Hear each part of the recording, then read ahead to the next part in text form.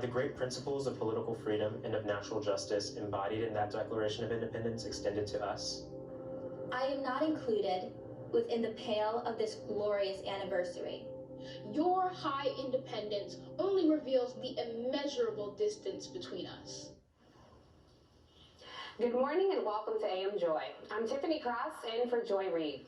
The words you just heard were written by Frederick Douglass and spoken by his descendants that remind us that there's no other holiday more symbolic of American patriotism than the 4th of July. But today it's being celebrated as other symbols of this nation's past are toppling down. We're seeing the removal of Confederate statues by both protesters and by state leadership. Mississippi stripping the Confederate symbol from its flag, and even that statue outside New York's famed Natural Museum of History, you know, the statue of Theodore Roosevelt on horseback, flanked by an indigenous man and an African man. Yeah, that's coming down too. Which may explain why Donald Trump chose the most grandiose symbol of U.S. imperialism on Earth to usher in a very on-brand, star-spangled spectacle. Complete with fireworks and military flyovers, it was Trump's predictable way of throwing red meat to his base.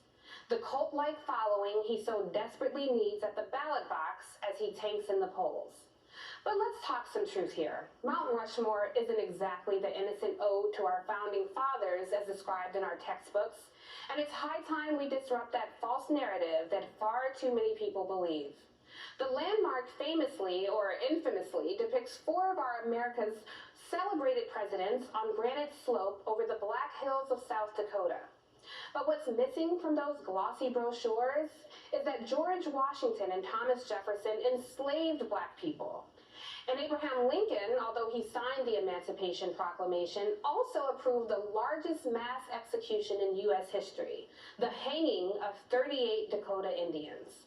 And Teddy Roosevelt once wrote, quote, "I don't go so as far to think that the only good Indians are dead Indians, but I believe 9 out of 10 are." These are the 4 men who are immortalized on a tourist trap that erases indigenous history. Their faces chiseled by the sculptor Gutzon Borglum, who was intensely entangled in the politics of the KKK, attending Klan rallies, and even serving on a few Klan committees. And so choosing this spot, built on sacred indigenous land that was seized illegally, and at a time when America finally faces a reckoning over its ugly racial history, wasn't just a wink at white supremacy. This was a rallying call.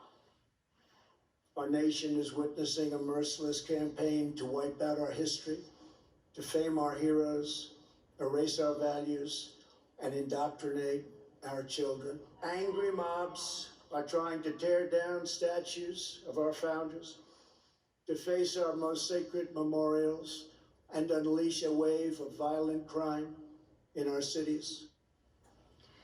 Trump's speech was an ugly and callous disregard of demands from social activists as well as health experts.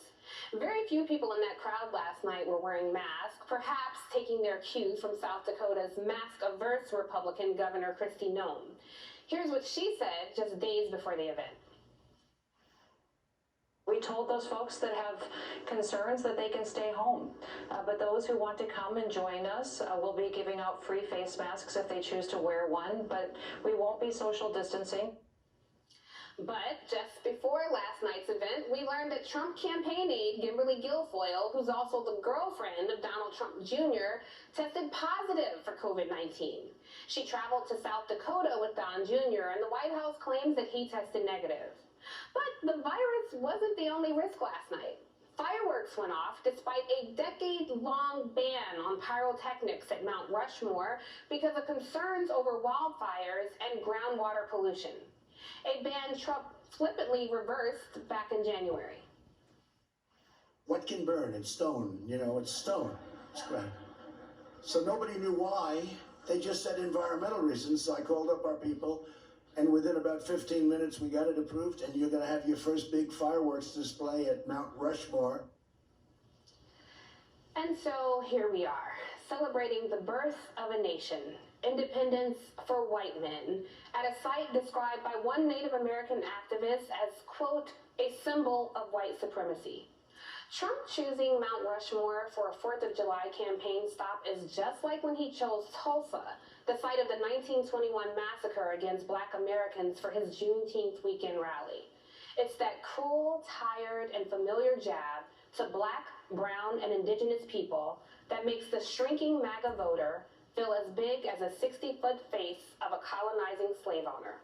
Let's talk some truth. Joining me now, Jassy Ross, my friend and co-host